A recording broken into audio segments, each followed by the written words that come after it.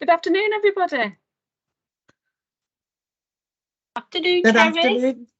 Good afternoon. So welcome. You have me in the first instance to open up July's Nurse Forum on behalf of Leslie today.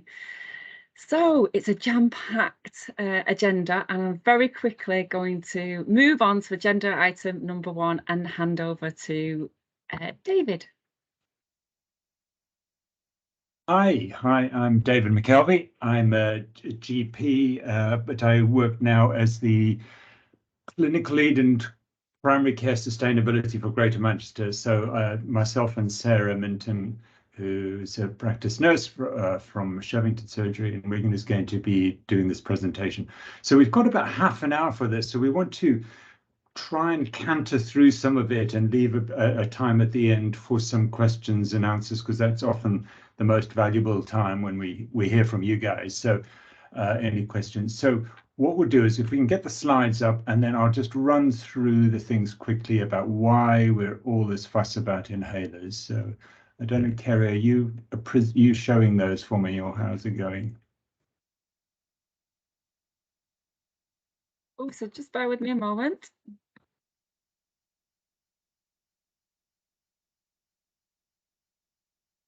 Just while Kerry's bringing those up, I mean, I think it's been absolutely clear with the current heat wave, and we're all sitting here sweating away, trying to keep cool. The climate change is real, and there was an interesting presentation to the Parliament recently on climate change, and the chief science tech person from the Met Office said that the fact that climate change at the minute is caused by man-made problems is irrefutable. So I think this is very, very clear that we've got a bit of an issue going on with the climate and so on. So let's go on to the next slide, please. Yeah. So just to sort of recap about what this is all about. So the sun's rays come down from the sun, hit the earth, and then when they hit the earth, they warm the earth's surface. Now, some of that infrared radiation then tries to get out again into the atmosphere, but it's blocked by these gases. So the gases capture that energy, and then they reflect some of that heat back to the earth. Now, the particular gases that do that are carbon dioxide, CO2, which is the biggie, but there are other gases, methane, nitrous oxide, CFC, and indeed hydrofluoroalkanes, which are one of these other, what they call greenhouse gases. So on the next slide, please. So this is causing these problems of severe weather events like we're experiencing at the minute. And this is just breaking down the severe weather events into 23-year blocks for Greater Manchester. So you can see the top block there from 1994 to 2017.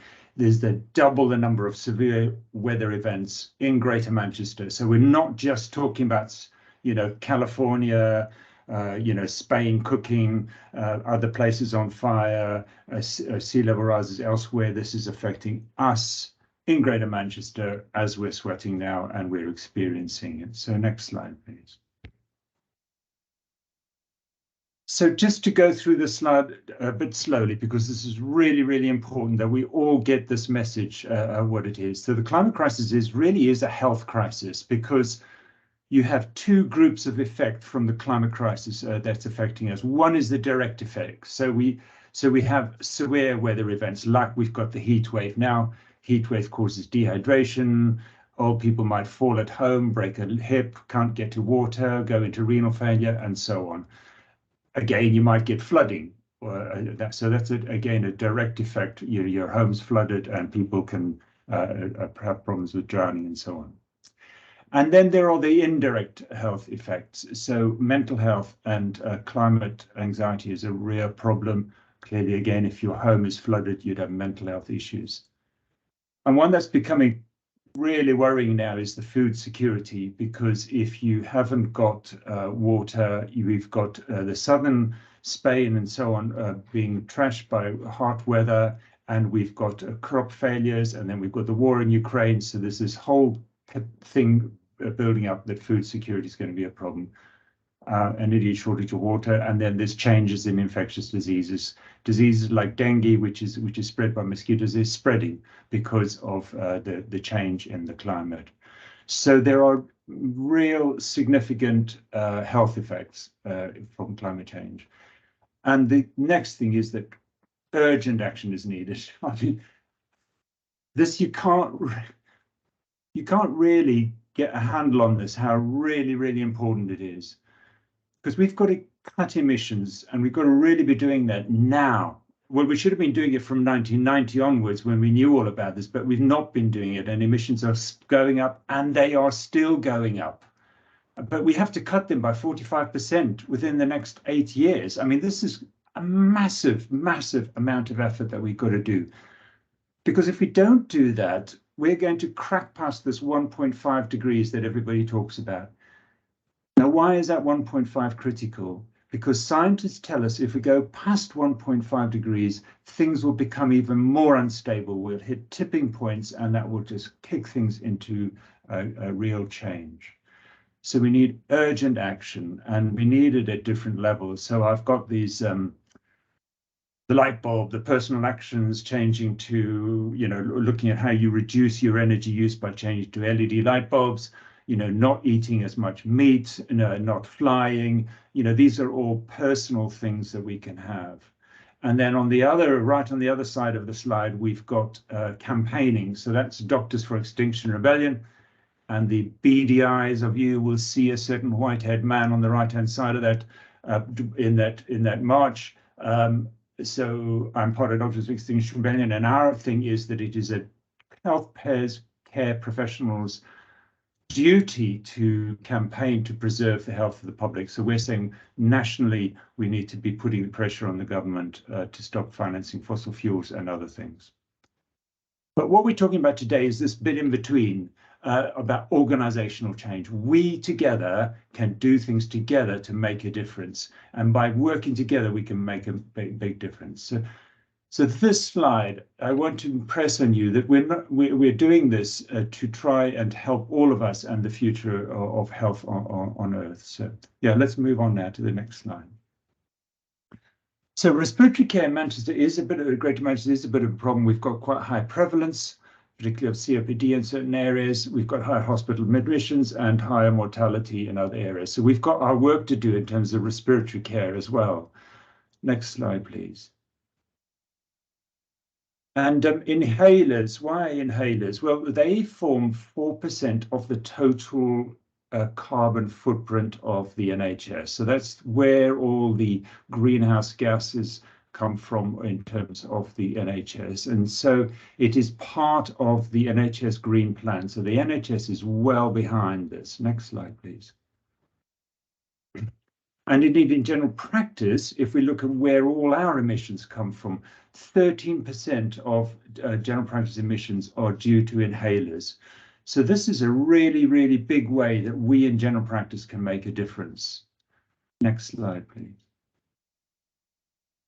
So we've got PCN targets, which is fantastic. So this is really great because we want to do something to help climate change. We want to help our patients, and fantastic. The government or the NHS is putting some money behind it and has got these targets for us. So it's really good to break these targets down into two groups. There's two targets in each of these groups. So two targets related to inhaler choice and two targets about asthma care. So next slide, please. So the inhaler choice is primarily around the MDI inhalers. So in an MDI inhaler, you have hydrofluoroalkanes. Remember, I mentioned those at the beginning. The hydrofluoroalkanes are the greenhouse gases. So they are used as a propellant, something to get the salbutamol or whatever into the into an aerosolized way that you can breathe in. But the effect of those is like 1,300 to even 3,000 times more powerful than CO2. So you can see there's this equivalent distance of driving a car from an MDI inhaler as opposed to a dry powder one. Next slide, please. The issue here is that it is people say, oh well, it's probably something also in the manufacture of the inhalers that's an issue, but when they've actually looked at it, 96% is due to the propellant gases. And one of the problems is that it is not just the gases that are released during use, but it's also what gases are left in it at the time of disposal. So patients will be using it and they may think it's empty and they pop it in the bin, gets in the bin lorry crushes that, all the gases are released into the air. So we need to have something, we need to teach patients as well what to do about their inhalers at the point of disposal, should they be on an MDI inhaler. Next slide, please.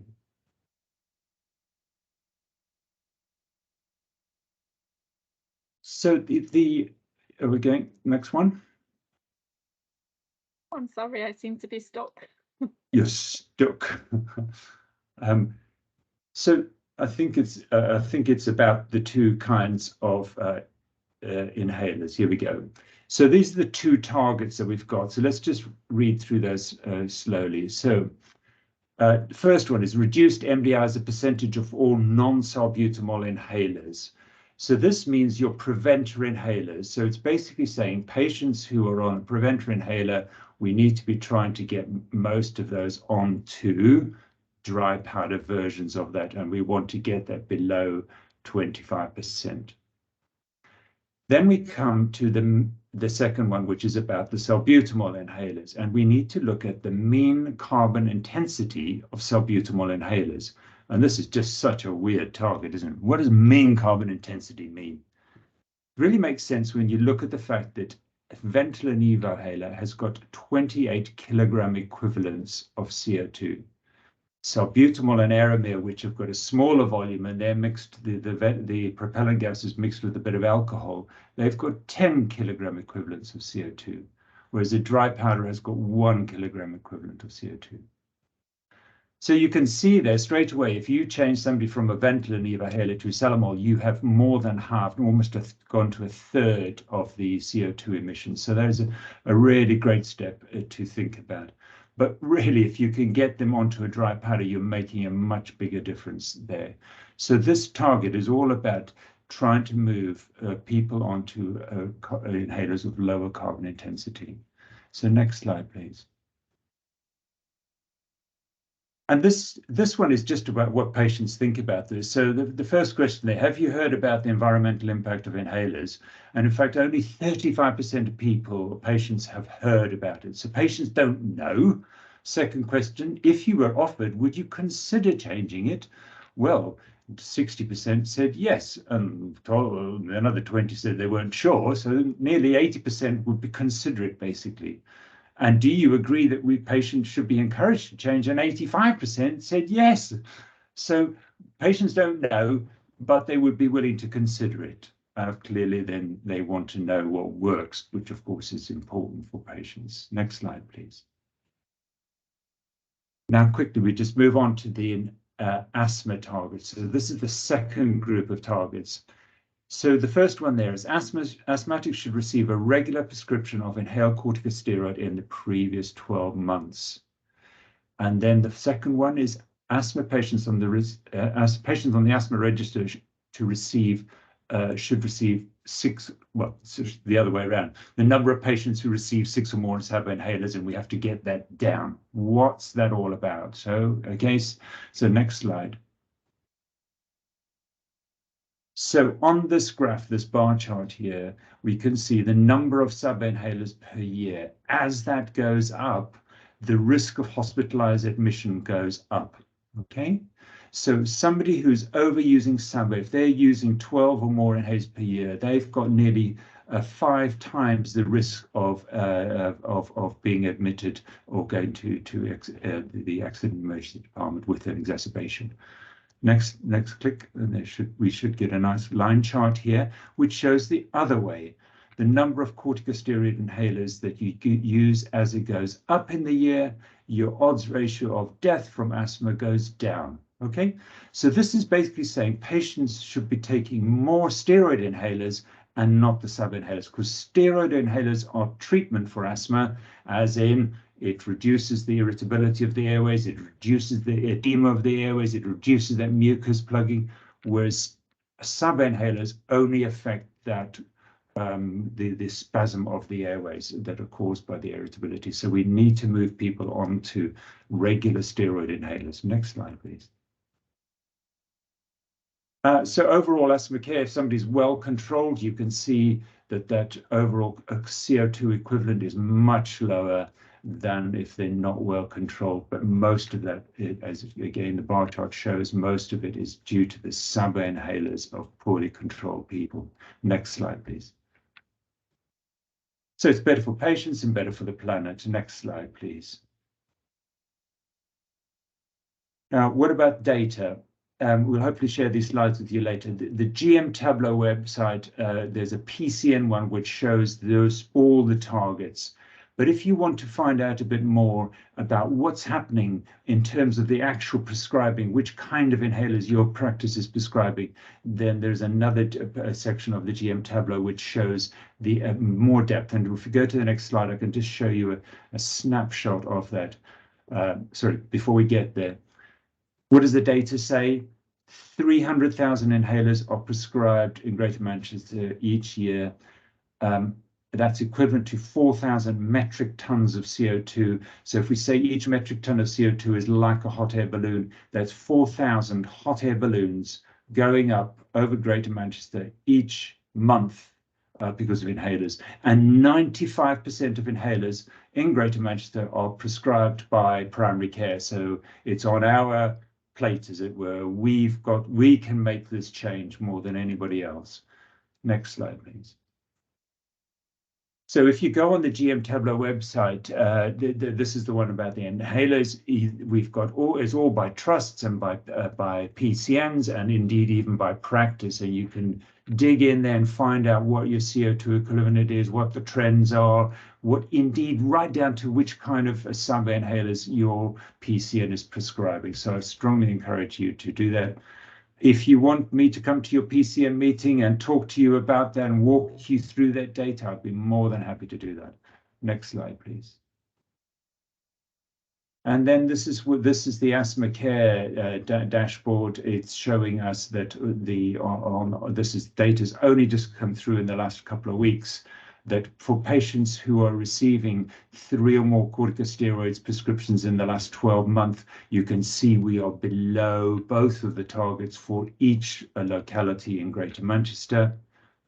When it comes to number of patients who are getting 6 or more sub-inhalers, some PCNs, some localities are in between these two charts, but we're all above the more stretched target. So we need to keep going on that. Next target, next slide. So in summary, the headline data, so in Greater Manchester, non-SABA prescribing for dry powder inhalers, we're not doing too bad. The problem is that about 50% of people are on a dry powder inhaler, but the problem is because 90% of salbutamol in CCGs or in localities now and in hospital trusts is MDI, and that means patients are on mixed kind of inhalers. They're on a dry powder for a lot of them are on a dry powder for preventer, but they're on an MDI for reliever, so that's confusing. Trusts are better. They use some salbutamol mostly, but we in CCGs use a lot of Ventolin. Some CCGs or some PCNs have done a switch program where they've switched from Ventolin and generic salbutamol onto Salamol, and that's got them to cut in the CO2 emission equivalents. But really, the problem there is that you're only dealing with one of those PCN targets and you're not improving the patient's asthma care. So as a general rule, we don't really think it's a great idea. Yep, so there are a lot of patients out there who need better care, and there's a lot of inhalers that we can swap, and we in general practice can make a massive difference. So I'm going to hand over to Sarah. Sorry, I'm running a bit slow there. Sarah, you talk us through what we recommend. Thank you, David. So David's gone through all the history and the theoretical side of all the asthma targets. So I'm going to look at more of the practical aspects of it. So what are we going to do about this situation? So the key messages are going to be review, reduce, return. Next slide, please. So we want to review control of our asthma patients.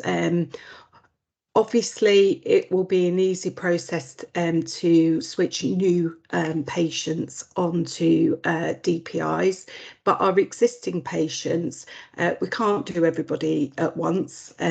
So it's quite important if we focus on the poorly controlled patients first.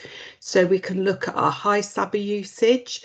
You know, ideally, for good control, we shouldn't really, patients shouldn't really need 3 or more SABAs issued a year. So, but I know a practice, including myself, we've got a lot of asthma patients, so it's a huge task. So one of the strategies we're using at our practice is actually starting with those patients who have had 12 or more SABA inhalers issued in the last 12 months. We can also look at COPD patients, asthmatic patients, have they recent exacerbations, any hospital admissions, you know, have they needed frequent oral steroid courses. Another time that we can get those patients in front of us and consider all targets of the IIF programme, it's at annual review. So we can look at obviously reviewing whether they're on mixed type inhalers, try get them all onto a DPI if possible. If the patient's willing to try, of course, we must always take patients' preferences in case. And the other thing we could look at is the suitability of that patient for maintenance and reliever therapy. I believe there is some training coming. I know in our area it's not a big thing, but it would really help the environment if we could get some patients on just the one inhaler and take the blue away. We need to listen to our patients. You know, we need to follow them up. Are they having problems with the DPI? Do we need to look at inhaler technique? Do we need to revisit? Now, before I'm changing inhalers, you know, we use an in-check device at our service to check their inspiratory flow. And obviously I discuss all the inhaler choices they have, and with working together we come to a solution between us. Next slide, please. So we want to reduce our carbon footprint. So just to remind you, only make inhaler changes in consultation with the patient. Like David said, mass switching isn't ideal, and it only deals with the quarter of the targets. Use your guidelines out there, the GMMG guidelines for asthma and COPD on the internet, really good starting place. When starting new inhaler treatment, perhaps you're stepping your patient up to the next level. Consider DPI before MDI. Obviously, as I've mentioned before, can we avoid mixing inhaler types? So if someone's on a Seretide Accuhaler, a dry powder device, and they've got a Ventolin MDI, why don't we just switch them to Ventolin? A lot of patients, once they're on Ventolin, want to stay on Ventolin. It's hard getting them off it sometimes. Obviously use combination inhalers where appropriate. There, you know, a few Symbicorts, Bobumix, apologies for the dog in the background. And never use very high carbon footprint inhalers. So these are MDI inhalers called Flutiform and Symbicort. Now, we don't tend to use these a lot in our area, but sometimes they're initiated in secondary care. Next slide, please. So, disposal. As David mentioned before, you know, if these inhalers are crushed and all the greenhouse gases is released to the environment. So we should be encouraging our patients to return their inhalers to the pharmacy. And At the moment, it's just for safe disposal, but I believe there are some recycling schemes being set up. Next slide, please. So just in your areas, your PCNs, you need to start making a plan. So get the whole team involved. It's not just the nurses who need to do this work. I must stress this. Use your MDT members, your PCN pharmacists, your practice clinical pharmacists, your GPs, you know, pharmacy technicians, your community links with the pharmacies. Check your data on GM Tableau, get registered, obviously review the guidelines. Now, I'm going to, in my next slide, give you a link of the Greener Practice website. This is an excellent resource for us to get all the information, patient information leaflets, how to introduce greener prescribing into an asthma review. So obviously we're reviewing control, so it's quality care is much as important as greener care. We need to improve control and reduce over-reliance on SABA inhalers. So always consider your DPI and your soft meter dose inhalers like Respimats. If you need to use an MDI, choose a lower carbon intensive one, okay, not the 3 highest inhalers. And be smart, consider MART. Promote returning to pharmacy, and then we need to monitor our performance, and we need to decide who's going to be responsible for this and how it's going to be fed back to the team. Next slide, please. So here is some links and some very useful resources. I've already mentioned Greener Practice. There's the GP Excellent GM program on sustainability, you know, using Asthma and Lung UK videos, action plans, and obviously these slides will be sent to you. Final slide. So, in summary, the climate crisis is real. It needs us to take urgent action. We can make a difference, even on a PCN level, on a surgery level, we can help.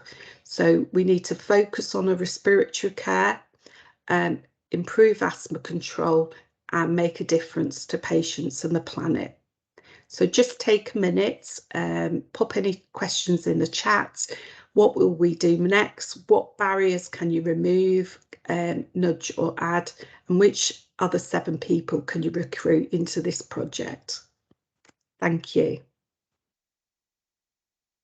Oh, thanks, David and Sarah.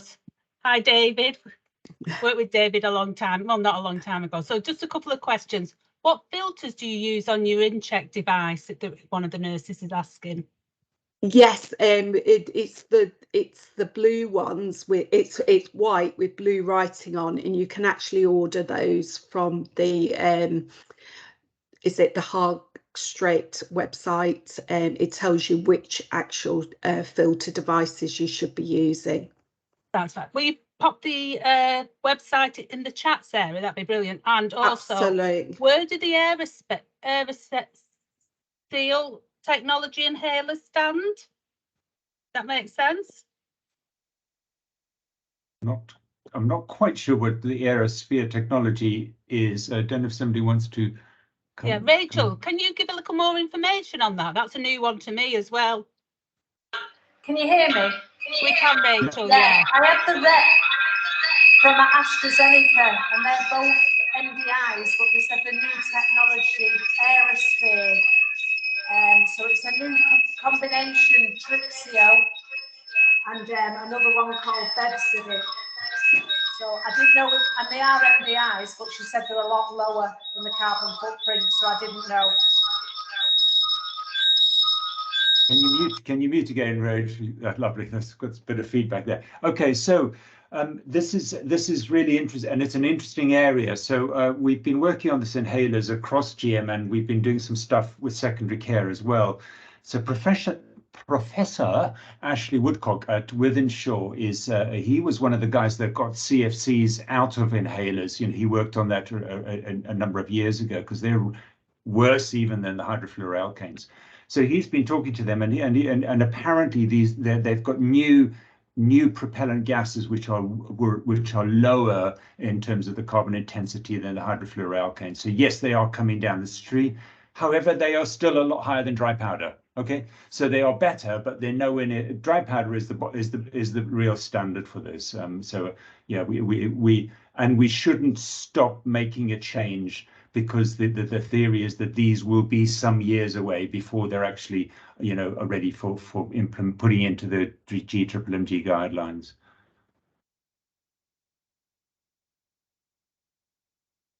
You're muted, Moira. Oh, that makes a change, David, for me to be quiet. So that was a new one on me. So thanks, David. I know in Salford we had that guideline that you spent a lot of time doing with what to switch to. Do you remember what? Do we have that? A copy of that we can? Or is that just Salford's, David? So that was particularly Salford's one, but we took the learning. So in Salford we were a little bit ahead of the game there, but we took the learning onto the Greater Manchester one, and I'm really pleased with the Greater Manchester guidelines. So the COPD ones were out a little while ago, and they're based strongly on dry powder inhalers. And the asthma guidelines, there was a real bit of a tussle about how we get them through the various committees, and we pushed, and they've got through in I think it was April. We're still waiting for we're still waiting for GMMG to come up with a lovely pictorial pictures of the various ones, but it's coming down the line, and we'll let everybody know about that when we get it. Oh, thanks so much for that, David. So any more questions for David and Sarah? I know they're going to send us the slides, and Sarah's popped in the chat about where to get the inhaler check in from. So that's brilliant. But if no more questions, thank you so much, David and Sarah. Oh, go on, David, you have a question. Yeah, no. So I've just noticed that Joel has put in there the prescript guidance there. There are a number of places now where you can get, and prescript is one of them, and indeed the Greener Practice place as well, where you can download searches that will identify those patients, and you'll also download information. So all of those sites are fine. Really, the main thing is, as Sarah was saying, going for those high SABA users, because that will hit both of your targets. My view is don't mess around with trying to do switches of people to Salamandra and Aramir. Go for the high users. You will hit both targets if you go for the high users. So really do that, and that's going to improve asthma care. It's going to improve the environment. It's going to get us there. Yeah. Thank you so much. I think we're on to dead on time. You've got to within a minute, David. Yeah. Well done. You get a medal just for doing that. Thanks, Sarah. So next we've got Dr. Sarah Taylor, who's the GP Cancer Early Diagnostic Lead for Greater Manchester, and Alison Jones, who's Director of Cancer Commissioning and Early Diagnosis for GM Cancer. And they're going to do the early cancer diagnosis and cancer referral pathway. So have we got them? Oh, they're there. Yay. Hi, everyone.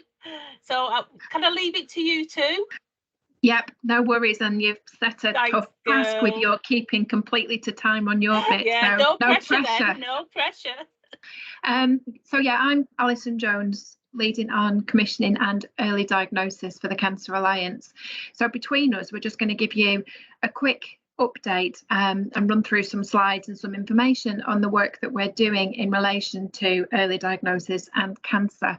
And we've got a workshop later on the programme today, but happy to take any questions when we get to the end of these slides, if I can get them on the screen. So this is the first challenge, isn't it?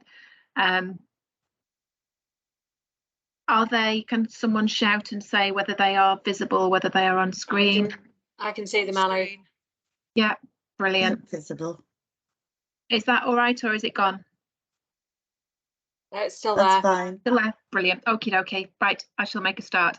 So why are we doing this? So we've got a long-term plan ambition. It's been in the long-term plan for a number of years now that from 2028, 3/4 of cancers must be diagnosed at stage 1 and 2. So that is the reason that sits behind all of the work that Sarah and I are going to talk to you about today. The current position in Greater Manchester is in the low 50s. So it was 54%, it's dropped slightly to 52%. And we've actually got some significant variation across Greater Manchester. So I'll share these slides so that they can be circulated afterwards. But if you look at the green bars in the middle of the screen, you'll see that the variation goes from Trafford, where it's 57%, down to Salford, where it's 51%. So whilst we've got a challenge across Greater Manchester, we've also got that variation by each of the localities. So what are we doing about it? So Sarah and I, probably just short of 18 months ago, set up the Early Diagnosis Steering Group. So this is a group that was set up to have parity with each of the cancer-specific pathway boards that report into Cancer Board. And it includes quite a wide range of members, really keen to make sure that this enables us to do some genuine engagement and co-production of the plans to address the early cancer diagnosis challenge. And bang on cue with the door open, there's a man about to drive past on the path at the back with a mower. I'm really, really sorry. Give me 1 second and I'll shut the door.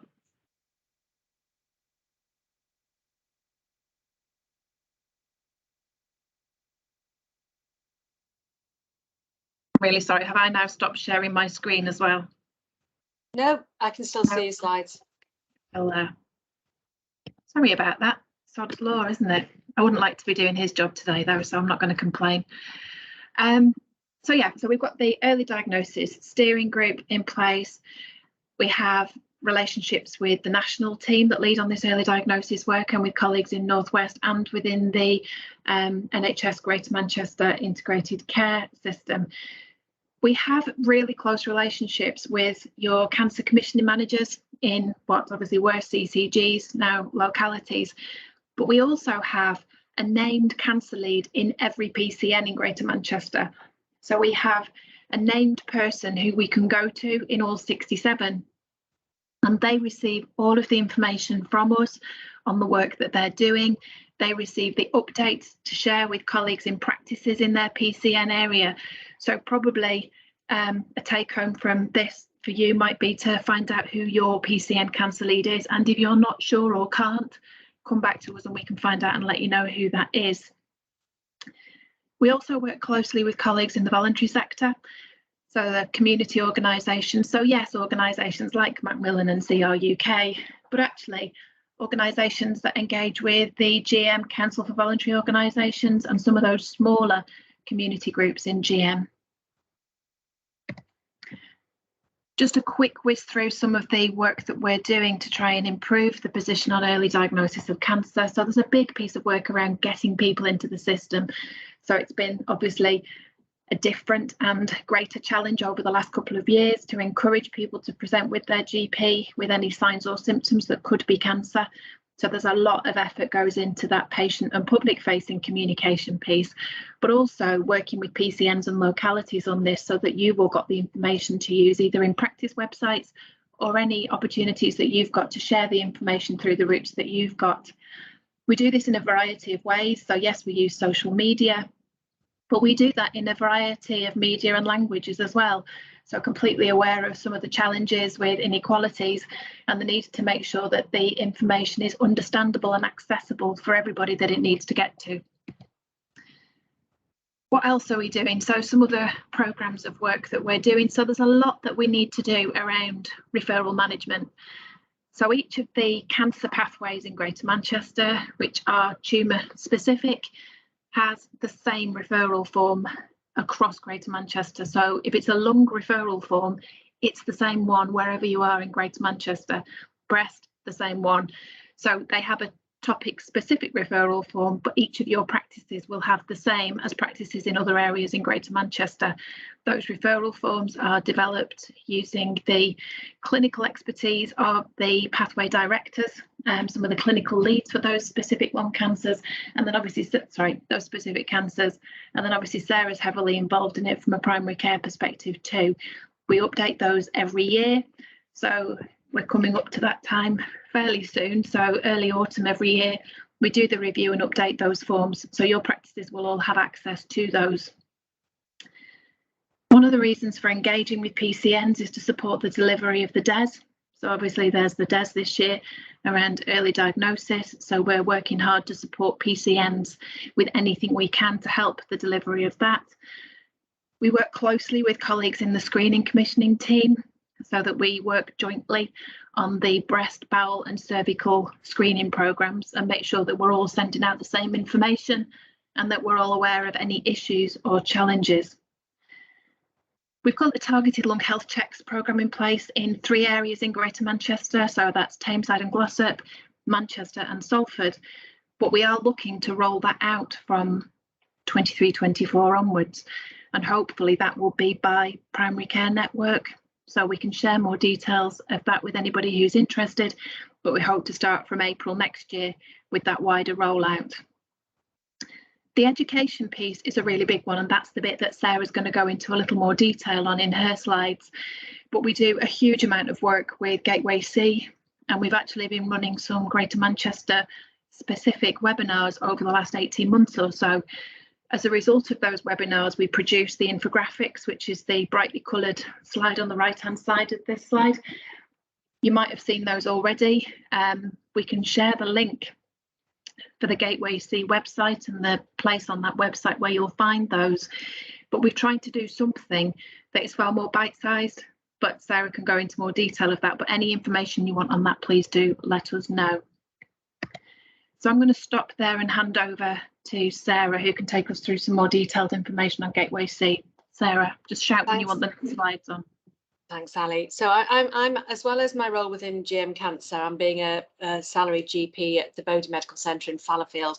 Also, for the last few years, been the GP lead on Gateway C. So I've done an awful lot of education over the last few years, predominantly on the early diagnosis of cancer. So what I'm going to do is just sort of share some of the resources that we've got that are available to everybody on Gateway C. And then just because I've had the opportunity to speak to lots and lots of patients with a variety of different stories about their cancer diagnoses, just share some of the key things that I think I've learned from this, because I think they're just, I hope, that's presumptive of me to say that, I think that hopefully they'll be useful just to help people in their work or daily work and when they're seeing patients who may or may not have symptoms of cancer. So if I can have the next slide, please. So on the Gateway C website, we've now got a large number of courses. They're all developed with a GP lead, and I've done an awful lot of them. We use specialists, and then we get patient stories. A lot of them are done via simulated consultations, so you'll end up, having just listened to your discussion on inhalers, the first patient that we ever did is Fred, who's the lung cancer patient who comes in because his wife says he needs to come in because he needs some antibiotics and some steroids for an exacerbation of his COPD. And it works you through a decision-making process where you can either just say, actually, yeah, okay, let's give you your antibiotics and steroids, and what happens then? Or you ask a few more questions, you might send him for a chest x-ray. Eventually, actually, you know, obviously it's a fixed scenario, but if you work through enough questions, he tells you that he's become very short of breath, he's had an exacerbation, 2 exacerbations within about 6 to 8 weeks. He's stopped going out with his friends. He's started sleeping downstairs. He's lost some weight and he's coughed up some blood. So then the whole thing becomes fairly clear as to what you need to do. But it works you through all the decision points in that, and you can choose what you're going to do. So we cover now an awful lot of the majority of the common cancers. You know, the cervical cancer one is probably quite of interest to practice nurses, but I think most of the others will be too, because you're seeing people with all sorts of different things. We've got a module on recurrence of breast cancer, which can be quite a difficult thing to pick up, and it, you know, telling you which investigations are helpful, which ones aren't. And then the other ones that we've got modules on managing the physical effects of cancer and supporting patients through their cancer diagnosis, their treatment, and after or living with cancer. So we've got a range of courses, all of them accredited for an hour of CPD, and they're accessible to all. So can I have the next slide, please? So those were produced as part of a pilot in Greater Manchester that then is now available throughout England and soon to be available in Wales. As a result of that and some of the work that Ali and I have been doing, we decided, and some feedback we got from some GP colleagues saying that actually some people just don't have an hour to spend thinking about a rare cancer like a brain tumour. Could we do something that was a little bit more shorter and more focused? What we then agreed to do was some Greater Manchester specific webinars where we have a half-hour session.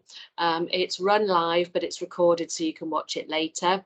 There's the opportunity towards the end of each session to ask questions of the specialist, which I will put to the specialist, and they're nearly all done as a question and answer session. So the specialist and I will come up with about 5 questions, like what are the key symptoms of lung cancer, how reliable are investigations, you know, what's the incidence of lung cancer in non-smokers, all of these sorts of things, and we'll just work through them. And then at the end of that, after we've done the half-hour webinar, we then summarize it for those people who actually don't have time to do half an hour, which I know is quite a lot of people because there's an awful lot to be kept up to date with everything. So we produced these infographics which have the key facts on them, which are all downloadable to everybody on the Gateway C website. And we also produce a very short, between 5 and 10 minute video of the very key points as chosen by the people who participated in the webinar, the very, very key points as to what you think you should, you know, for that specific cancer. So, you know, if we're talking about lung cancer, it is things like, you know, patients with weight loss, lung cancer is quite high on the diagnostic list. What are the role of blood tests? When should you think about investigating a cough? Never smokers, false negative rate of chest x-rays, and then just a reminder always that we would like people to refer on the Greater Manchester performers. So that's a developing programme. We've got one next week on iron deficiency, anemia and cancer. And we're also keen to get feedback from people as to whether there are specific things that they would find useful. And I think we'd be very keen if there were some specific webinars that we could direct. They're all done for all primary care professionals. Probably the emphasis is towards GPs, but I know that at least 2 of the nurses in my practice and the healthcare assistants say that they really enjoy watching them and find them very useful. But if there are some specific topics that you think would be useful, then we will, you know, we'd be very keen to know. So if you can just let us know on that, that'd be fantastic. Can I have the next slide, please? Just very quickly, another thing we've started doing from Gateway C is just some very short, sort of more topical, interesting things that you probably aren't necessarily in so much of a learning need as something of interest. So proton, you know, in Manchester, we're the first place in the country to get a proton beam therapy machine. What does that actually mean? Who's it used for? What do we need to know about it? They're just 10-minute more sort of journalistic style things, but they're quite interesting. So just something else that's there. Can I have the next slide? And then if you're signed up to the website, you will then get the cancer keys that come through, which are a bit like, I know that Red Whale do, they call them their cancer, they do pearls, don't they, with pearls of wisdom. These are just summaries, again, very short, of key things. So it might go through, you know, what are the symptoms of myeloma? Think about CRAB, you know, hypercalcemia, renal anemia and bone pain. Just a very, very quick summary that comes into your inbox that you can either read or you can ignore, because there was all have a lot in our inboxes. So they're just things that if you register on the Gateway C website, you can opt into having these, which are just refresher pieces of information. Can I have the next one, please? So I'm just going to go through now what, as I said before, that the things that I've learned from spending the last, goodness knows, 5 or 6 years of my life focusing an awful lot on early diagnosis of cancer in primary care. So the first thing is that it is really important that we all know that with every cancer you look at, early diagnosis of cancer saves lives. The stats are very, very clear. With any cancer, the earlier you diagnose it, the better the outcomes for the patients. The next thing is that it's difficult. If it was easy, if there was a test for everything that was reliable, if there was a question you could ask everybody, if every cancer presented with the same thing, it would be a lot easier for all of us. And you know, and the reason it's difficult is that obviously all the cancers are different. Even within lung cancer, there's different types of lung cancer. You know, some things, breast cancer, if a woman presents with a breast lump, we're all fairly clear what to do. If somebody comes in with a worsening cough, a bit of weight loss, a bit of shortness of breath, some abdominal pain, it's much more difficult. And there is obviously, you can follow guidelines, but they don't always apply directly to your patient. Obviously, we can do the best job we possibly can within primary care, but if the patients don't come and see us, we're a bit stumped as well. We can make it easier for them to come, but we can't bring them in. We don't know who the people to bring in are. So patient factors, and then obviously access to healthcare. That I don't think any of us work in practices where there are spare appointments at the end of each day. So actually, most patients, to actually get an appointment, you have to be quite committed. Obviously, levels of deprivation, poor literacy, not having English as your first language, all of these things make it even more difficult. So it's a really difficult problem. Can I have the next slide, please? So what have I learned? History taking is absolutely key, that the patients will normally tell you what's going on. And as I was saying with Fred, who's the lung cancer patient, actually, it's sometimes just asking one more question. So not just that, and what the impact of things are. So when we did the lymphoma module, went to the young oncology unit at the Christie and spoke to a lot of young patients there who had lymphoma. What they were describing, a lot of them, was tiredness. But when you ask, but lots of our patients describe tiredness, but when you ask them specifically about the tiredness, a lot of them were saying that they were able to do the real basics of life. They were getting to college, or they were just about getting to work, but they'd stopped doing everything else. They'd stopped doing sport, they'd stopped going out with their friends, they'd stopped doing things. So it's actually just taking that history, taking to the next step and getting a bit of context rather than just tiredness. It's sort of tiredness that's affecting X, Y, and Z. That really, really helps you, and just asking all the questions that you need to do. Safety netting is key and must be explicit. So a few years ago when we were doing the module for FIT, I spoke to Beth Purvis, who has sadly since died, and she was a young patient with bowel cancer. She went to see her GP with some rectal bleeding, and she was told to come back if it got worse. Now, over the course of the next year or so, it didn't get worse, but it actually didn't get better either. And when it eventually got worse and she went back, she had a stage 4 bowel cancer and died. So I think when we're giving safety netting advice, it needs to be clear, you know, not coming back if it doesn't get better rather than if it gets worse, giving a time scale. If you've got a patient with shortness of breath who's a non-smoker and you're a little bit concerned, say, I would expect this to be better in 2 weeks, 4 weeks, 6 weeks. If not, I want you to come back and see me. With some patients, that might be, you might need to make another appointment. There's also, which we will share again, there is a brilliant safety netting template that you can use where you can code investigations and symptoms and say when you would like to see the patient. So you can check whether or not they have come back. You can contact them proactively so you can enter, if you send a patient for a chest x-ray and you want to make sure they've done, you enter it into the template, you set a diary reminder for 2 weeks. Somebody in your admin teams can run the search, and if the patient hasn't come back, you will be alerted to the fact that they haven't actually had this chest x-ray, or they haven't come for the results, and you can do something about it. And then I think the other thing that's really difficult is that that coding can be misleading. So I think that it's very easy for us to code something and then to assume that the person before us knows more than we do, and they've got it right. And sometimes that's not the case. And actually just going back to what the symptom is rather than what the diagnosis code is can be really important.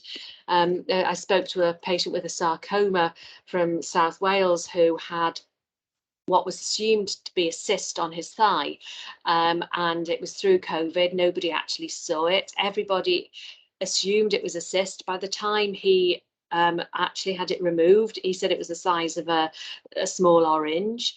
It got bigger and bigger. It in no way ever looked really like a cyst, but because nobody was looking at it and because they were assuming that the person before was right, it perpetuated and he wasn't properly diagnosed, and it delayed his diagnosis.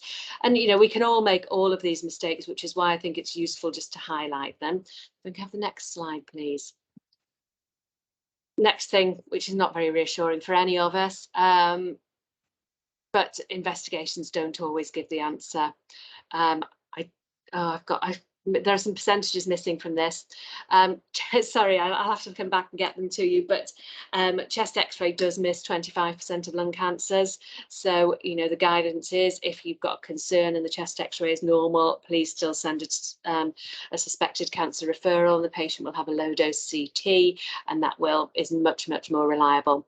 I think certainly for CA125, it misses about 25% of ovarian cancers and misses a lot of the early ones. I know the NICE guidance says to do a CA125, and if it's high, to do the ultrasound. But Nadia Ali Ross, who's our gynae lead for Greater Manchester, is quite adamant that we should do the two tests simultaneously, partly to save time and partly so we don't miss things. So if you do, if you can do a CA125 and your ultrasound if you've got concern about ovarian cancer. And similarly, ultrasound, my husband's a radiologist for Christie, and he is horrified that the NICE guidance suggests ultrasound as for diagnosing pancreatic cancer, because he said it's really not very helpful, and if you've got a concern, it misses at least 20%. I think it's more than that. If you've got a concern about pancreatic cancer, so you've got a new onset diabetic with in a patient that you're not expecting it in, just refer them to the pathway and they'll have a CT. Serum electrophoresis misses a significant number of myelomas, and you need to request serum free light chains as well. And just remembering to do urinalysis, because actually, particularly in patients with weight loss and anemia, quite a significant number of them have renal tumours, and we can pick some of those up with urinalysis. We can have the next slide, please. Similarly, I think I said that metastasis is also really difficult to diagnose. The breast cancer specialist who we interviewed on the breast cancer module actually said it took him a long time to diagnose it in his mum. And so, he was saying, so normal liver function tests don't exclude liver mets, normal chest x-ray doesn't exclude lung mets, and normal ultrasound and CT brain don't exclude liver and brain mets. So these patients in some way are a little bit easier, because I think they will probably have a higher level of concern, but you have to remember that a lot of patients with breast cancer particularly can have metastasis quite a few years later. But actually, if you've got concerns, they can always be sent back to their initial treating teams, and they will organise the tests. So there isn't quite the same difficulty in sorting patients out and deciding, and a lot of patients will have a higher level of awareness and concern, so they may even approach it with you, but not necessarily if they're over 5 years from treatment. So that's the other reason that I'm always suggesting that we really make our coding robust, because if you don't know the patient has had breast cancer 8 years ago, you're not even going to think about it. So I think it's really key that we code properly. Have the next slide, please. Patients don't fit stereotypes. This is one of the most impactful stats I've read for quite some time. Non-smokers get lung cancer. If never smoking lung cancer was considered a separate cancer from smoking lung cancer, it would still be the 8th to the 11th most common cause of cancer death in the UK. The incidence of non-smoking lung cancer is going up, and the incidence of non-smoking lung cancer is going up in younger women. So women under the age of 40, 50 are the highest instance, the highest growing group of non-smoking lung cancer. And it does seem to be an almost entirely different disease because they actually respond to treatment in a different way. And it is quite different, but it's obviously, so the guidelines are the same, that if you've got somebody who's got an unexplained cough for 3 weeks or more, please refer them. This slide also hasn't come through properly. So, but the other thing is the young patients getting bowel cancer. All of the NICE guidance is incredibly age dependent, and for that reason, I think that it can be quite difficult and misleading. Again, the incidence of bowel cancer in young people is going up. Obviously, most people will be aware of the recent death of Deborah James, who actually had a very, very similar story to Beth Purvis, who I was talking about, had bleeding that was attributed to piles. I think that when she told me that she actually, her diagnosis was when she went to have a smear, and she complained that she'd been bleeding to the nurse, and the nurse said, I really don't think you've got piles. I don't think that's what's causing your bleeding. And she then organised to have a colonoscopy privately and was diagnosed. The other thing she said, which is a really useful question, and I quite like these helpful short questions, is if somebody had ever asked her, were you bleeding more or less than a teaspoonful, she would have said it was way, way, way more than a teaspoonful of blood each time she was bleeding, which is quite a significant, and it's an easy question to ask, isn't it? And actually, if it's less, just a little bit of blood on wiping, it's more reassuring. If it's more, you'd be more concerned. So I think it's just remembering that patients, you can get patients who don't fit the stereotype, don't fit the guidance, and can still have cancer. So it's that index of suspicion that we should be looking for. The next slide, please. Helpful questions. Unintentional weight loss, useful to know. Appetite loss is particularly useful because people with cancer do tend to have appetite loss. Fatigue, again, the level of fatigue.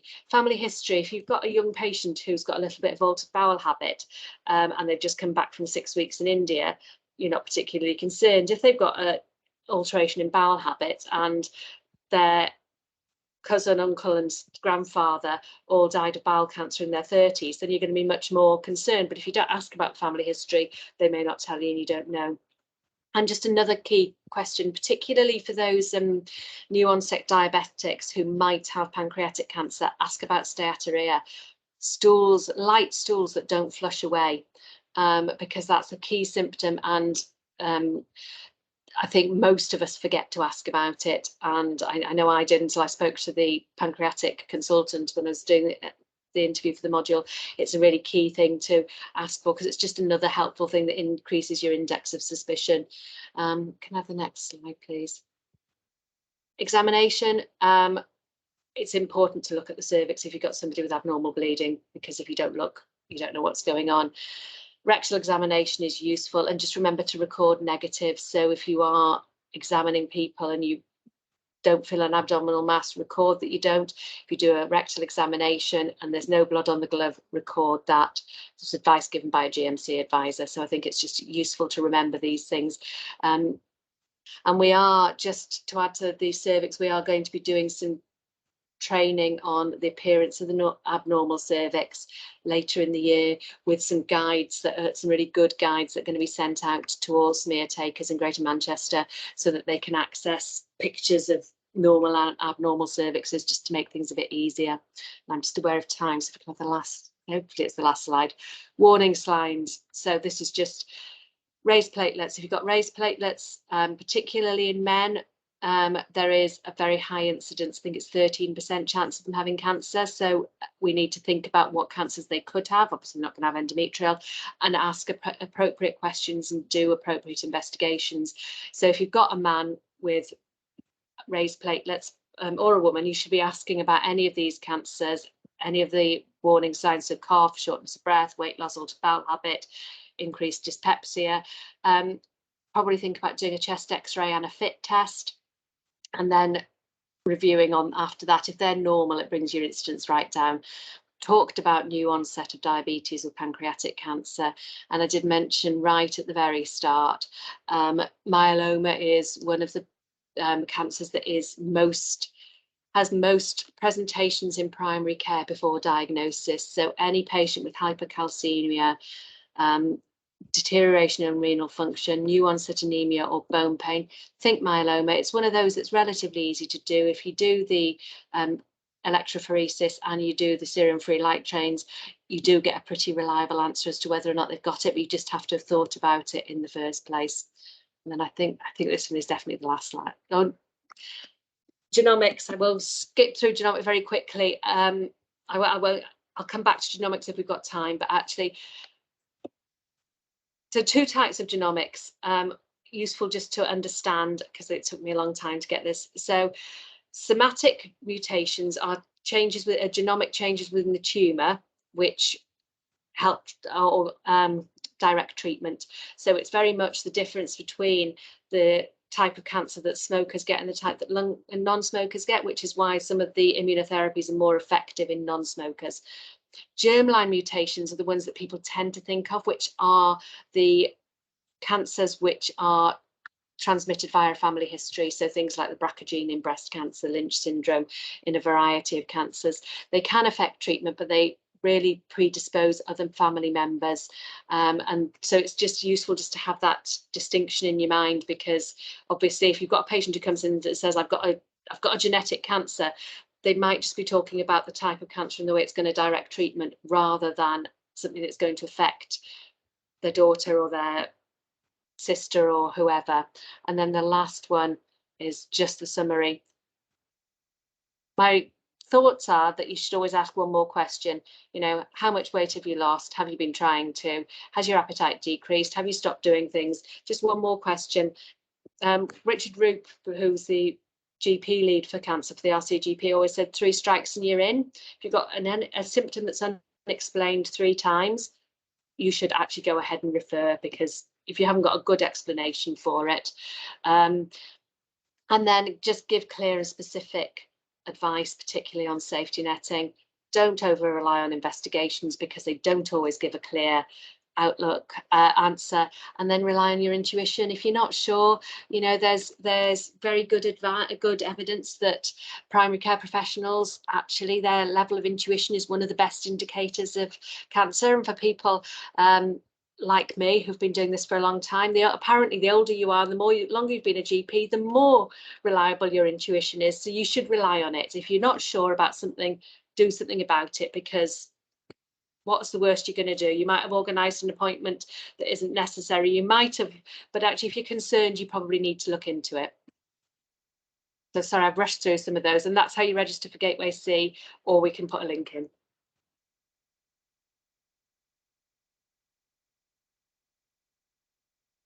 So does anybody have any questions? We will let you have the slides. I was just going to say that, Sarah. Let me just have a look in the chat box. I think Yeah. someone did want the link. Yeah. And can they have the slides? Yeah, that's brilliant. How do they access the early diagnostic courses? That's in the slides, is it? Yeah. Yeah. And I think that's all the questions. Wow. Can you put the Gateway C thing up again? Emma said, can you put the Gateway C up again? Thank Sorry, you. Ali.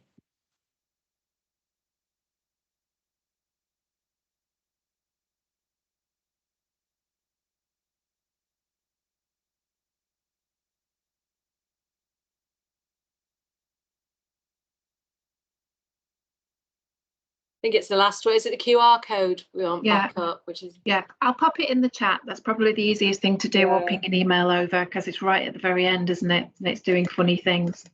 Yeah, slides never behaved for me, so I just... No, I've done well to get this far. Yeah, you did, Ali. Brilliant. I'll let Henrietta do the closing speech on this. She's been practicing, she tells me. I just want to say that was an excellent presentation, but also we all forget that we're all patients as well. Yeah. So it's a very logical reminder not to ignore those aches and pains that you think, oh, I'll be better tomorrow because I'm too busy to deal with it. We're all guilty of that, especially as clinicians. And the guidance is that you refer with a 3% risk of cancer. 3% isn't that high, you know. Yeah. So we should be thinking